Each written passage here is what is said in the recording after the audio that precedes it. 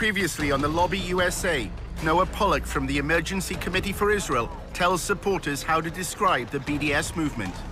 When you talk about BDS, you talk about them as a movement that absolutely endorses violence against civilians, aka terrorism. Why they're doing this? They always try to connect us, to connect dots that they don't exist. In the final episode of the Lobby USA, a look ahead. After half a century of Israeli occupation, hopes that a peace deal could create two states in the lands of historic Palestine are fading fast. So how will the lobby respond? Our man on the inside finds out.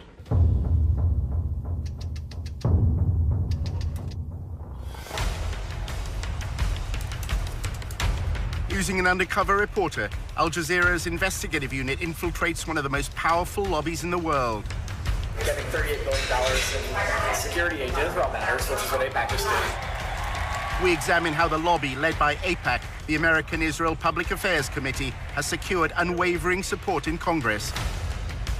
Congressmen don't do anything unless you pressure them. And the only way to do that is with money. What the lobby is all about is to make sure that Israel gets special treatment from the United States forever. But after occupying Palestinian lands for half a century, the pro-Israel lobby is facing a new challenge. We called for a full boycott of Israel, divesting from it, and eventually imposing sanctions on it to achieve UN-stipulated rights of the Palestinian people. A movement to boycott, divest, and impose sanctions on Israel, BDS, was formed on American campuses.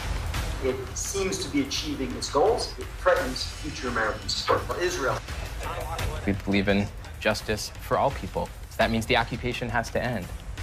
Israel's Ministry of Strategic Affairs responded with a covert operation to defeat BDS. אתה צריך לעשות את זה עם הרבה מאוד עמימות. זה לא גוף צבאי היררכי שאם הרגנו את X, אז כל הגוף מתחתיו לא פועל. The Israeli government leverages Jewish organizations in the diaspora. Absolutely. It's a psychological campaign involving spying and smears.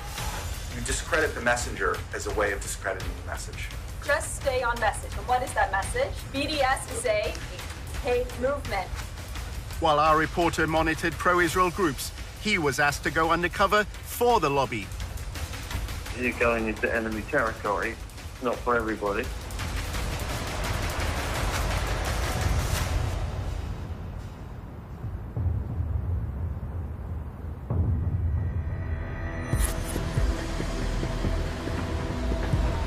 Our undercover reporter was attending a dinner at the annual conference of the Israeli-American Council in Washington. He met an American involved in the Israeli government's anti-BDS campaign. In my job, I get to work with every major news network, and I don't even do media. I do academic work. Every university president takes our calls, takes our meetings, works with us. There's a legitimate government organization.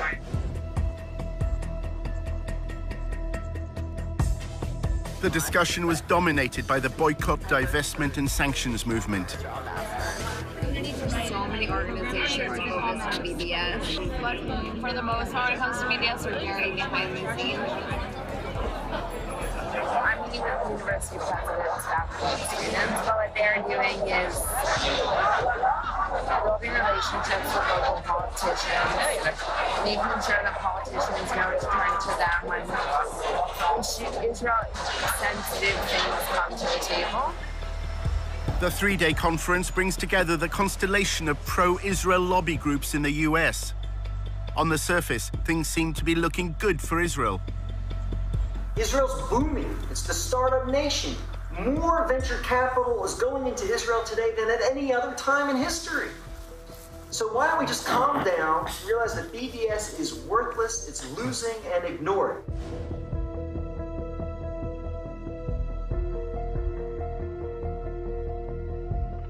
I don't think BDS was ever supposed to be about getting colleges to take their money out of Israel. So if we focus on the dollars, we could feel really good about ourselves.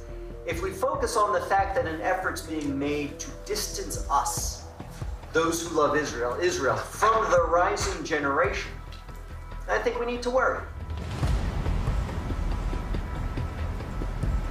When you get to the millennials and the students, it's a bad situation. And it's getting to the point now where the majority is more favorable towards the Palestinians than the Israelis. While numerous speakers discussed ways to combat BDS, the lack of civil rights for Palestinians living under Israeli control was not raised. Nobody talks about the reason why BDS exists at all. What's the model for the BDS movement? The model is South Africa. So, was that a bad thing to do? An apartheid regime which denied equal rights to black South Africans was weakened and ultimately collapsed after a global economic and political boycott. They're worried that the BDS movement will get to the stature that the South Africa boycott got to. So they're trying to stop it now. Imagine if the apartheid regime of de Klerk were able to have a lobby in America that it was a crime to support that boycott. Imagine that. For nearly 2 decades, Israel's occupation was portrayed as temporary, while both sides pursued what's called a two-state solution. The two-state solution. This is where the Palestinians get a state of their own in the occupied territories, i.e. the West Bank and Gaza. But there's a problem. Jewish-only settlements have continued to grow within the boundary of a proposed Palestinian state. Successive US governments have openly doubted whether a viable Palestinian nation is either possible or necessary. The settler agenda is defining the future of Israel, and their stated purpose is clear. They believe in one state, Greater Israel. In fact, one prominent minister declared just after the US election, and I quote, "The era of the two-state solution is over." I'm looking at two-state and one state, and I like the one that both parties like. I'm very happy with the one that both parties like. I can live with either one. If the choice is one state, Israel can either be Jewish or democratic. It cannot be both. More and more people are beginning to buy into the argument that Israel is turning itself into an apartheid state. It used to be the case that the word apartheid was never used with Israel. In order to discredit the apartheid label, the lobby has launched a campaign to try to co-opt black South Africans. Black South Africans who were apartheid activists, who were brought to Israel, saw the reality, came home angry at BDS. They felt lied to. They felt that someone had tried to steal their narrative.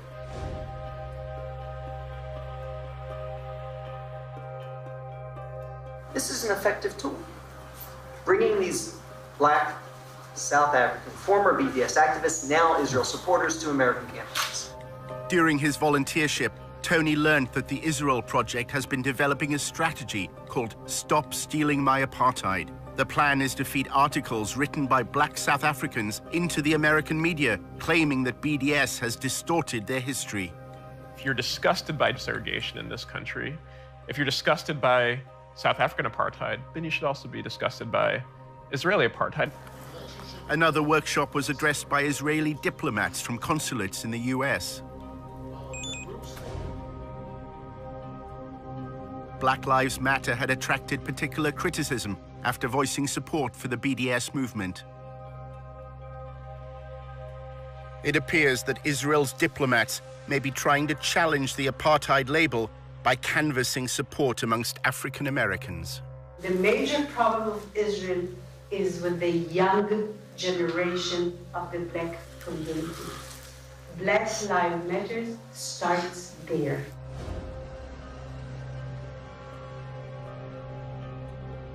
I had last week a dinner, sit-down dinner at my house for 40 people, which are considered the leadership of the black community, and very important people.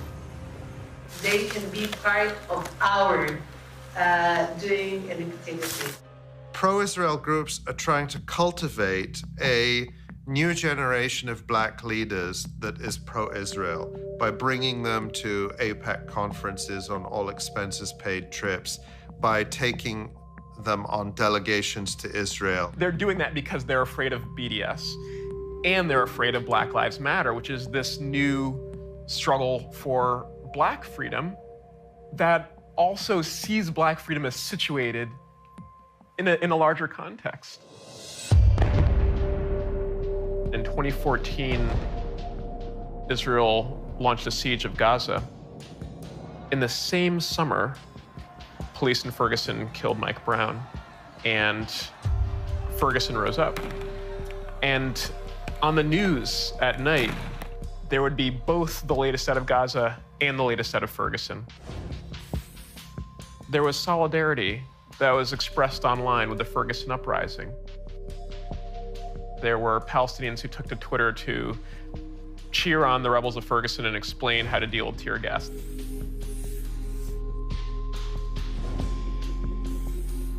Israel's diplomats have responded by evoking the legacy of Martin Luther King, claiming that the campaign for Palestinian civil rights bears no resemblance to the civil rights movement in America. Dr. Clarence B. Jones, who wrote the draft speech for Martin Luther King, I Have a Dream. He was his lawyer, he was his close friend. He's somebody that I reached out to. He became a very close and personal friend.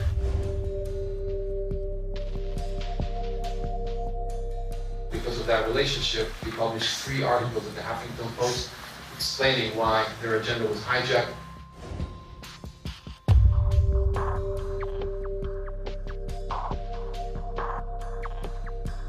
Martin Luther King will turn in his grave if he saw the anti-Israel tendencies or policies that are starting to emerge within Black Lives Matter. There's something on one hand laughable about it, but there's something also really insidious about this. You're using the credibility of a freedom struggle to try to oppose another freedom struggle. And I think that that's appalling.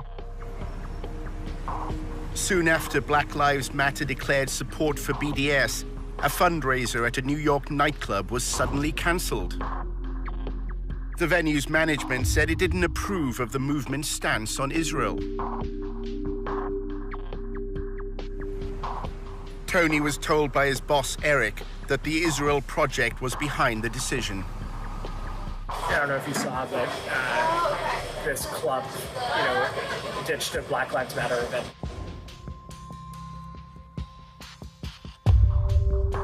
One of our donors, we just put in a call to him, and then he put in a call to the police. Wow, to shut down this Black Lives Matter event. I think it's really appalling that a system in Israel has devised incredible and comprehensive ways to have a violent regime against Palestinians, that they would also invest resources into making sure to shore up support for that oppression here. One evening at the IAC conference, Tony met a prominent activist. He's associated with the hardline trend in the pro-Israel lobby. Noah Pollock argues that tough tactics are needed to counter the apartheid label. The activism has to be very provocative and attention-getting and just total no given. We're going to be more pro-Israel than you can even imagine. Just to provoke everyone.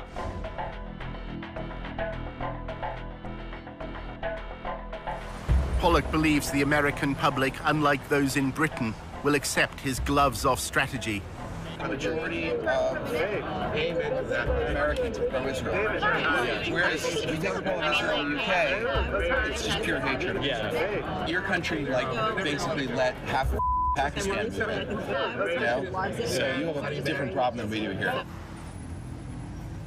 Tony was told of a demonstration that Noah Pollock was organizing.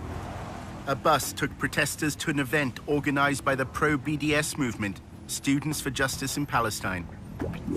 Hey man, I'm Tony. Marshall. Nice to meet you.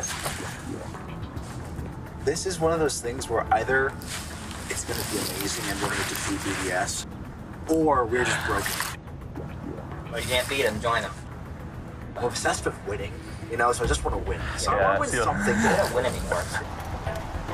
The protesters are on a fellowship program run by a conservative think tank called the Hoover Institution. The whole fellowship extravaganza, you guys are being foot soldiers of conservative movement. This is actually the first foot soldier activity that I think we've been forced to do. Tony, what's your connection to the conspiracy that we're all part of? Yeah, the Israel Project. So you can't not come. Their plan is to disrupt the National Conference of Students for Justice in Palestine. Marshall said that the pro-Israel protest had been poorly planned. It's a very fly-by-the-pants procedure. It was basically just like Noah Pollock coming and being like, look, there are these jihadis who basically support suicide bombing, and they're at a campus, and you have to stop them. A chance to shout at Arabs? As we're leaving, we mentioned to our boss yesterday that we're going. She's like, oh yeah, that's mandatory. You need to go. While they've been told they have to take part in the protest, not everyone on the bus is convinced it's good for their reputation. Do you know what my worst nightmare is? I'm actually not kidding. It's a photo of Dion and I together, and we're just like clearly identifiable. And they're like, "Oh, who are these like traitors who sold out to the Jewish conspiracy for money?" I'm like, "We did. We cost $50,000 plus benefits." As the bus leaves, they discuss whether there's any point in staging the protest. I'm just skeptical of using the protesting tactic against them? That's not our demographic. They don't like the reason protests work is when like the people involved really care about it and like want to be there. But then what are we supposed to do? Because they keep existing and they keep expanding, and no matter how many lawmakers come out against BDS, they keep growing. Well, no, you're right. Like we should do something, but at the end of the day, like the notion that the right is ever going to dominate any sort of campus protest is ridiculous. You can't just let them. No, I'm not saying that. I'm just saying. And that's what happened. If I were a high-level Jewish doer, I would be like a little more realistic about expectations. So what would you do if you were a high-level Jewish doer? I continue to do what you're doing, which is focusing on the actual power structures that use power structures in themselves. Like the reality is, there's not a single college president in this country that would actually sign BDS. There is not a single. They all allow SJP to exist on their campus. Because of free speech, they cannot let them. So what are they supposed to do about it?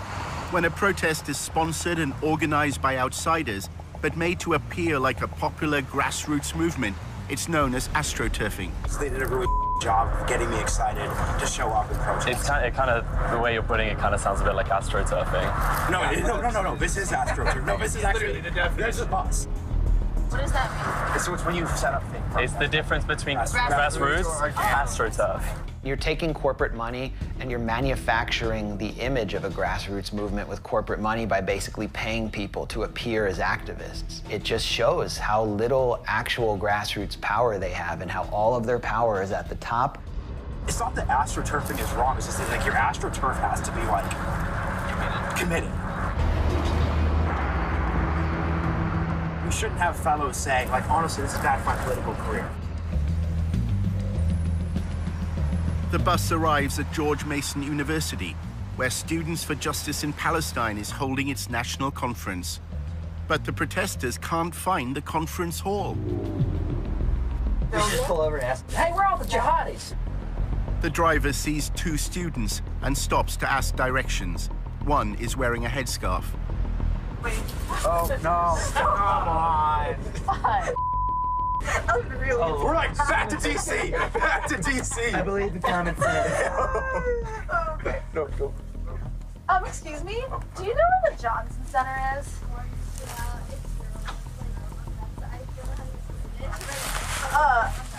Okay, just go back down this. Okay, thank you. That was problematic.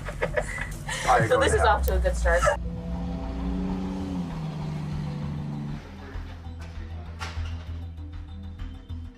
Students for Justice in Palestine really is a student-led type of organization focused around promoting the BDS cause.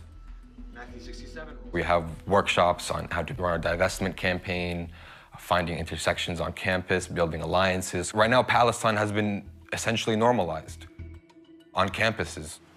The bus finally arrives. Jen.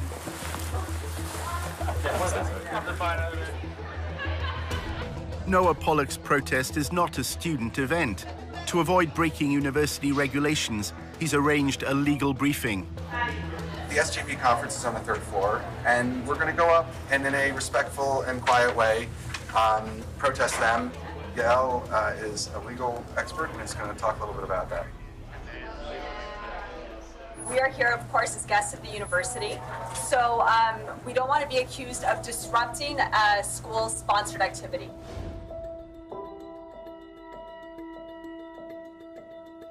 It is against the law to use abusive or violent language. So we're going to use peaceful, good language. If we see that they're doing anything that is bad behavior, don't engage, remain calm. If you do happen to speak with any reporters, just stay on message. And what is that message? SJP is a hate group. BDS is a hate movement.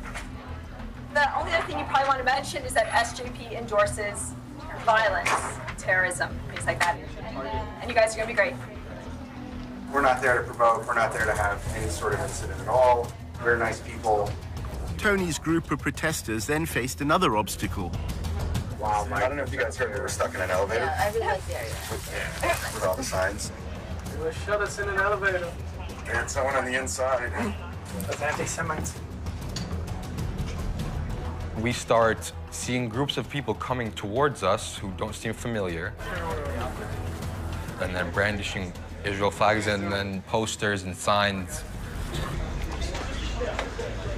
We have our people. Freed from the elevator, Tony joined the demonstration. No. We support democratic society, but if you don't want to, we denounce extremist groups. SJP, what do you think of this? You agree? Resistance? Child suicide bombers? How do you respond to such a wild accusation that's not grounded in anything and that's just designed to shift attention? Oh wait, we support suicide bombers. That's ridiculous. Before that, social justice left supports radical terrorism. You don't want dialogue? We're here to talk to you.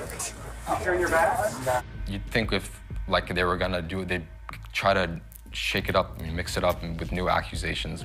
We don't support radical Islamic terrorism in this country. We don't support suicide bombers. Cowards who kill children and women. They leave orphans. We don't support that. Kill babies in strollers. That'll bring peace.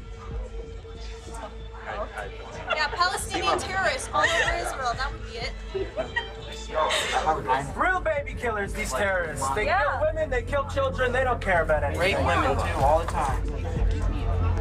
It takes a lot to hear this and not respond, and to turn your back to them and to not look back at them. Thank you, SJP. Good luck with your jihad. They were very frustrated at the fact that we weren't responding. They're saying, they're not even responding. They're not even responding. Yeah, look at how they wave a Palestinian flag at our country. Look at this. Despicable. These are the real basket of deplorables. These are the deplorables, people. They cower behind radical Islamism. They don't engage in dialogue because they can't win the war of ideas. There's no responding to our content, because there is no refuting our content. Our content is grounded in human rights, morality, ethics, international law. The staged protest had minimal impact on the students at George Mason University. But the headlines shared on social media tell the story Pollock wanted.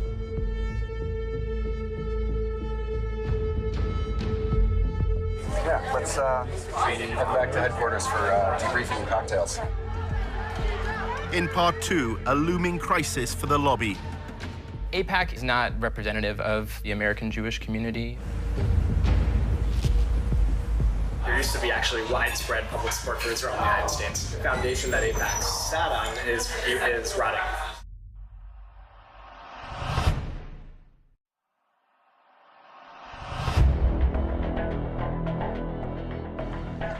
In part 1, how support for Israel is falling amongst the young. It's a bad situation. The majority is more favorable towards the Palestinians than the Israelis. Child suicide bombers? And the lobby support on campus isn't always what it seems. Or these like traitors who sold out to the Jewish conspiracy for money. I'm like, we did. We cost $50,000 plus benefits.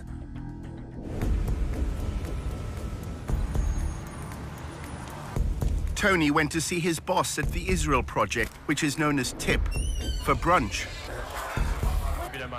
Eric told him why Jerusalem is a favorite hub for journalists covering the Middle East. One of the reasons why Israel's covered disproportionately is the overwhelming majority of journalists covering the Middle East are based in Jerusalem.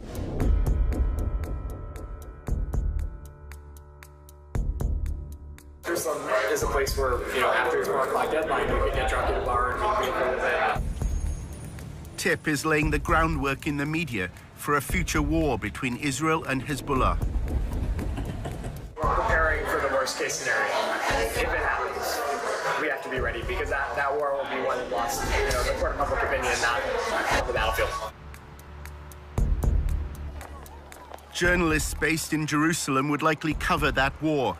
The Israel Project has an office there. We have an enormous interest in affecting the people who are on the ground there, and that's what they do. They build relationships with people who give them information that they can then feed to journalists who we're building relationships with. And so Lure is a staff of about like 20 people.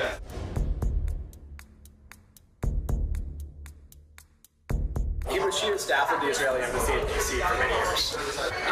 He's a veteran of Israeli politics, but he was like spokesman for a bunch of government ministries. So he's got a real expertise in dealing with the press. He's an expert at making their jobs easier. So, for instance, we actually now, when there's a terror attack in Israel, our staff gets to the scene usually before the press does. Just because Lure are so good. They bulletproof vests on, they have cameras, and as soon as there's a Twitter an attack, we have like 4 guys at the scene. Breaking news overseas, a shooting in the heart of Tel Aviv. He has this rapid response team where he has people strategically placed around the country.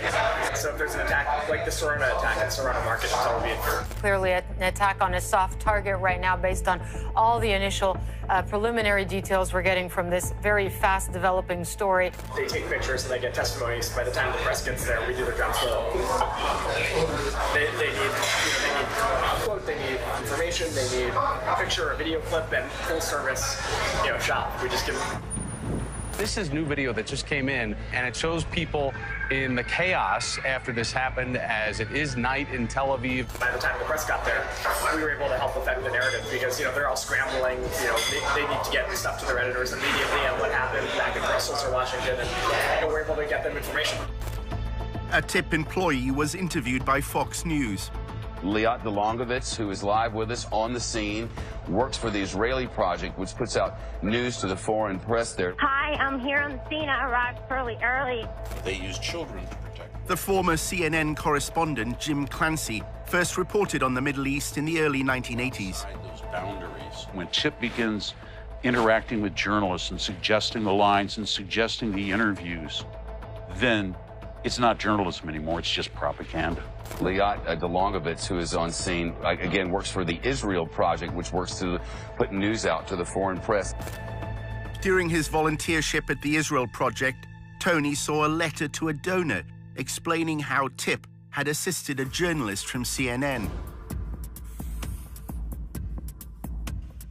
Tip took Will Ripley on a helicopter tour, which seemingly impressed the reporter. Once you arrive in Israel, they come up with a series of things. They know you're in town. They have your number.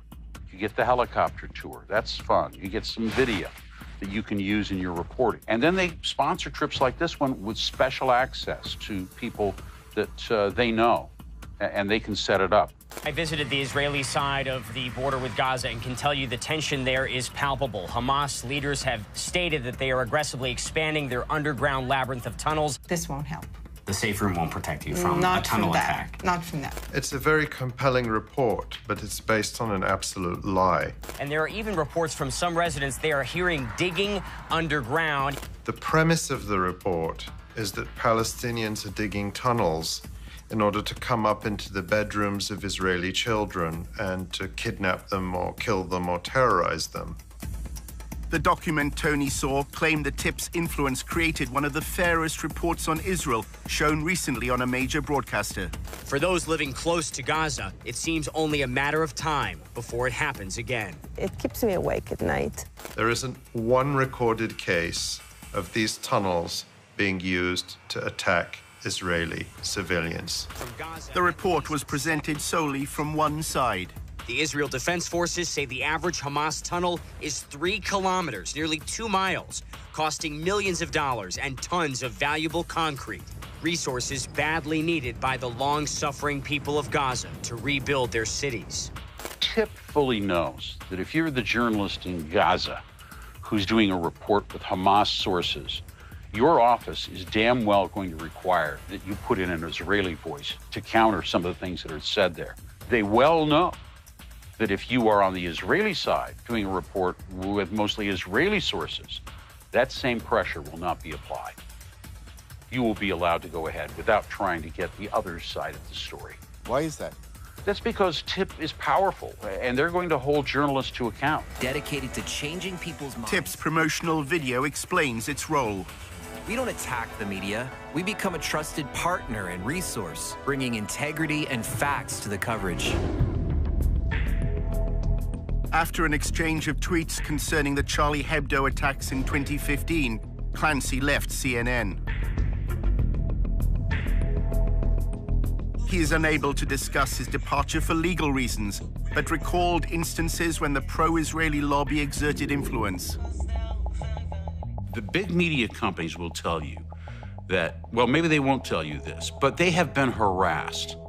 If they had Palestinian journalists who knew the ins and outs of the Palestinian Authority, for example, they were blatantly told to get rid of them, that they weren't trustworthy journalists. Whatever a journalist reports, if it's not liked by whether it's TIP or people within the government, they will put pressure on the media houses, the big networks.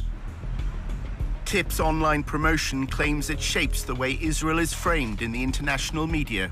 TIP changes the way thousands of media reports appear every year. And then we add platforms of our own, getting people talking, taking command of the conversation. This last week, but when I was there, I met with both Herzog and Netanyahu.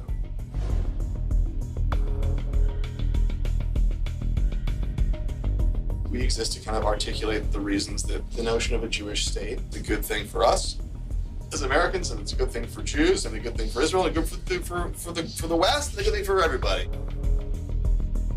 Block describes the pro-Israel lobby as a three-legged stool, propped up by influencing Congress, shaping policy through think tanks, and thirdly, TIP's role, managing the public discourse.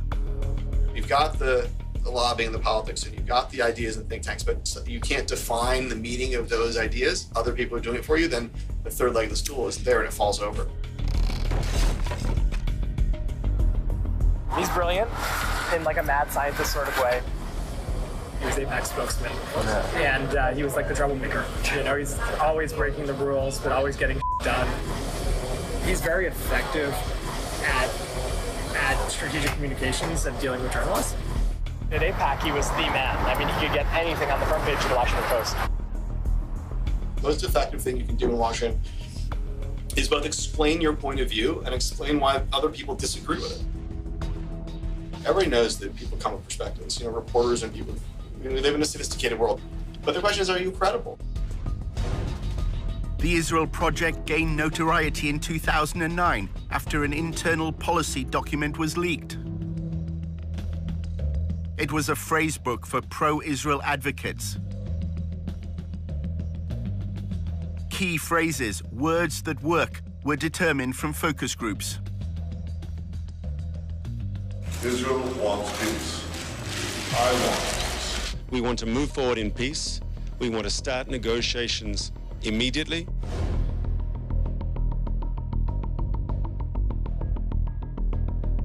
The Israeli Defense Forces acted against the launching of rockets by terrorists. They are shooting at our children, at our mothers, at our civilians. What for?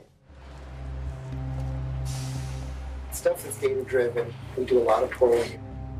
Every month we do a national poll, exactly looking for these kinds of messages that work.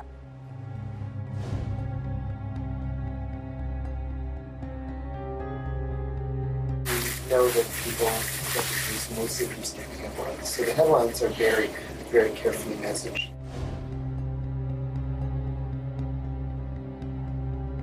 If all Palestinians can be referred to as terrorists, as in a terrorist attack, they've won a battle.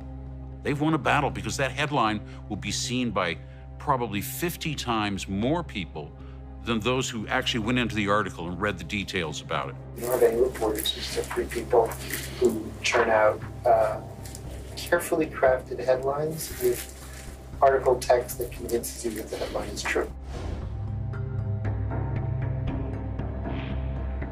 They understand that it's just the 5-word headline or the 6-word headline that carries the message. The point is never to get to the real debate.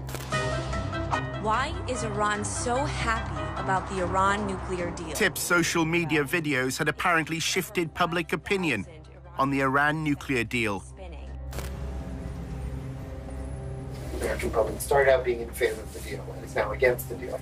It was everything from viral videos, 10-second videos.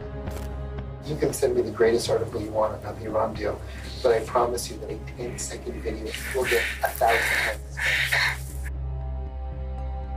People aren't reading as much, they're not interested. In fact, history's a little bit bunk. A lot of people kind of come up now and there's this notion of postmodernism and nothing is true anymore. We are at this sort of interesting moment in time where we need to understand what it is that affects people's understanding and perceptions about what's right and what's wrong and how they work. This visual stimulus and stuff. How are people learning things? During his volunteership, Tony read an annual report to TIP's board of directors. It lauded their social media coverage of the 2016 shooting at Sarona Market in Tel Aviv. It said TIP's video was the most watched online content about the attack. The video claimed to show Palestinians celebrating the killing of Israelis, something the mainstream media overlooked. But this was not true. This image was taken in Ramallah 2 years earlier.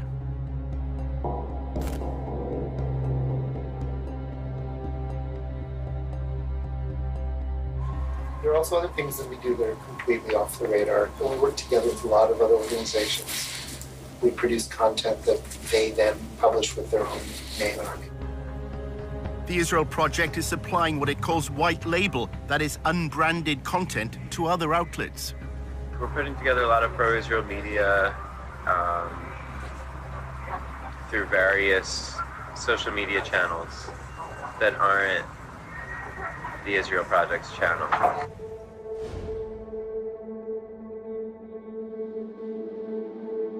So we have a lot of side projects that we're trying to influence the public debate with. So that's why it's a secretive thing, because we don't want people to know that these side projects are associated with the Israel Project. TIP runs a collection of Facebook communities that cover topics ranging from history and the environment to current affairs and feminism.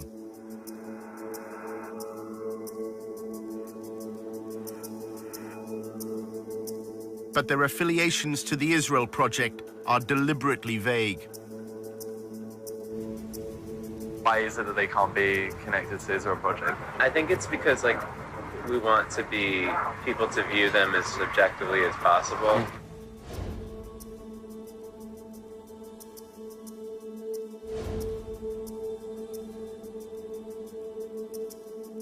We have a team of 13 people, and we're working on a lot of videos, explainers. A lot of it is just random topics, and then maybe 25% of it would be Israel or Jewish based.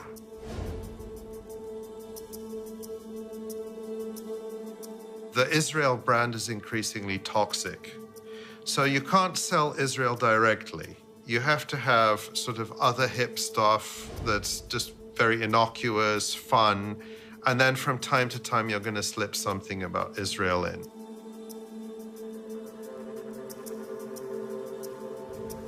Is the idea that all the rest of the non-Israel stuff is to allow the Israel stuff to pass better? That's the key thing? Just that we want to blend in everything. TIP's mission is to eliminate any mention of apartheid and occupation. Don't look here, look over here. The visual medium is trumping words. More image, more visual, more accessible, non-heavy thinking stuff.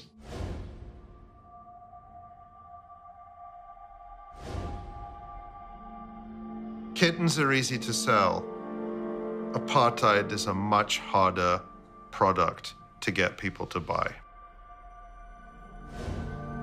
more and more people will use the word apartheid when they talk about Israel.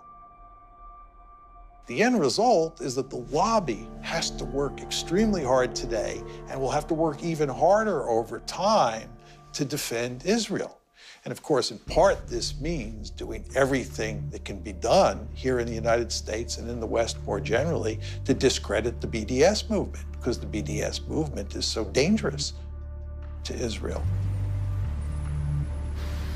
Tony had gathered that the lobby's concern with BDS was not its economic impact, but a much wider threat to the power of the pro-Israel lobby.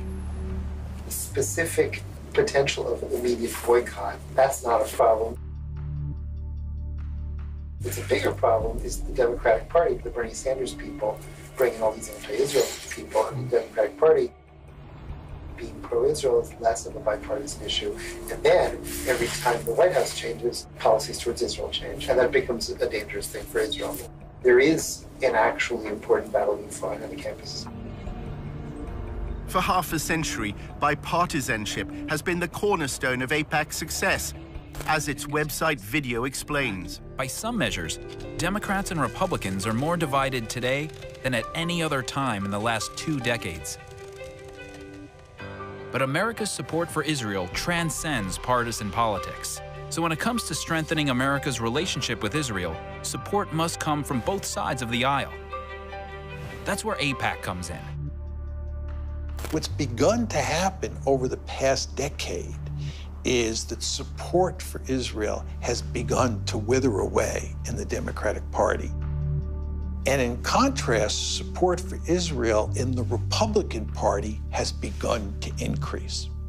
And what you see is there is a substantial difference today in support for Israel in the two parties.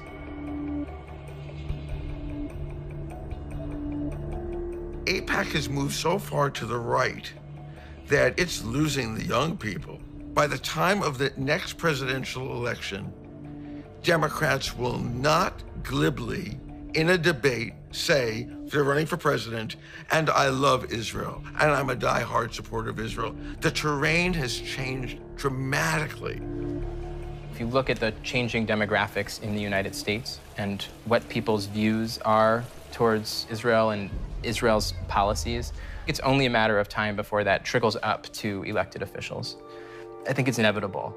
The kind of shift they fear is the one that happened over same-sex marriage. You know, it was only a short few years ago that high majorities in the United States were opposed to same-sex marriage. That change happened within the space of a decade. The Israel lobby will look at something like that and say it wouldn't take much for that kind of historic sea change to happen with respect for US support for Israel.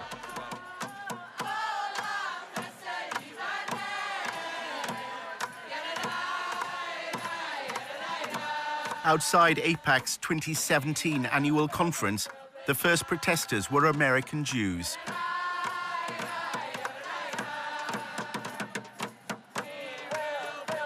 AIPAC is facing a challenge from the constituency whose views it was formed to represent. AIPAC does not represent the American Jewish community. A majority of American Jews are opposed to the policies of the State of Israel.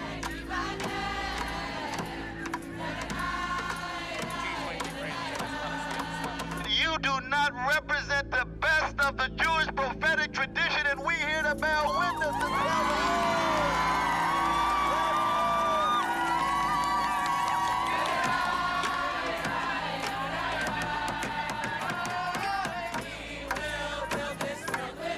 One of the groups involved was Jewish Voice for Peace. The work that Jewish Voice for Peace does is grounded in Jewish tradition, the most basic Jewish and human values that every single person has inherent worth and dignity and should be treated with respect. We then see what's happening to Palestinians, the occupation, the displacement, the inequality, and say we need to end those things. or that they must attend You know, they're all crazy liberals. as far as I'm concerned, American Jews had one job, which was to preserve Jewish identity from one generation to the next. They failed. So I don't think they have any place to be telling Israel what's what. And if they choose to stop giving money to Israel, Israel will find money elsewhere.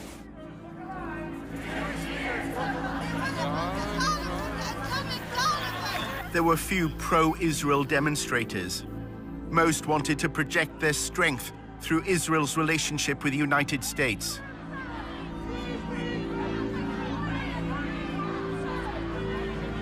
The Jewish Defense League, with its distinctive yellow insignias, was a small but threatening presence.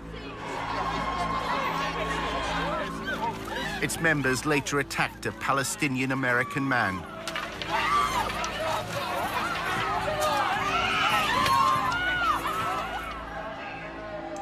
There's all sorts of survey data. For American Jews under the age of 30, only 32% said that a close attachment to Israel was important to them in terms of what it meant to be Jewish. The more and more young American Jews become aware of what the Israelis are doing to the Palestinians and how indefensible that is, at least in terms of Western values, the more difficult it will be to get those younger American Jews to feel a deep commitment to the state of Israel. I can't breathe! I can't go! American Jews are even taking their protest to Jerusalem. The Israeli government official who launched a covert campaign to spy on American citizens recognizes that Israel is facing a generational time bomb. אנחנו היום, לא רק שאיבדנו את הדור השני של היהודים, שזה דור המילניום של היהודים, אני שומעת את זה מההורים שלהם שבאים להיפגש איתי ומסבירים לי כמה קשה להם בארוחות שישי מול הילדים שלהם. שלא מכירים במדינת ישראל ולא רואים בנו איזה אנטיטי שצריך להריץ אותו.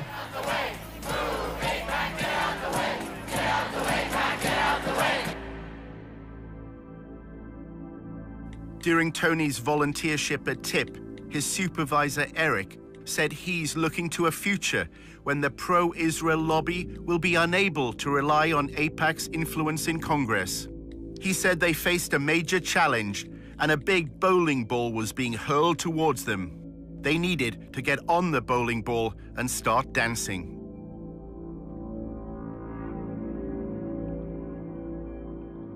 You can prove that AIPAC is suffering from some of the trends in public opinion that are affecting the Democratic Party. AIPAC's support, it's slipping very, very quickly among Democrats. They're not going to be able to maintain the bipartisan support. So I always say that the foundation that AIPAC sat on is rotting. And there used to be actually widespread public support for Israel in the United States. And so I don't think that AIPAC is going to remain as influential as it is. I don't think AIPAC's the tip of the spear anymore, which is worrisome because who is?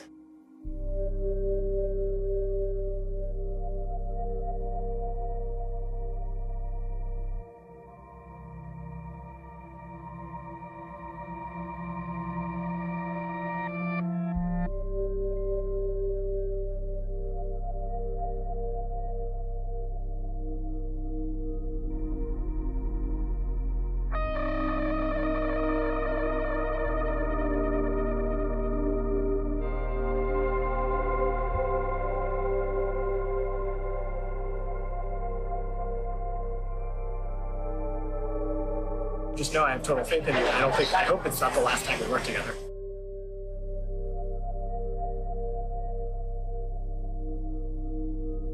Full disclosure, I would love it if you came to work for me. I need someone who is like a team player, hardworking, excited, passionate, curious, well-rounded, well-spoken, well-written. You're all of those things.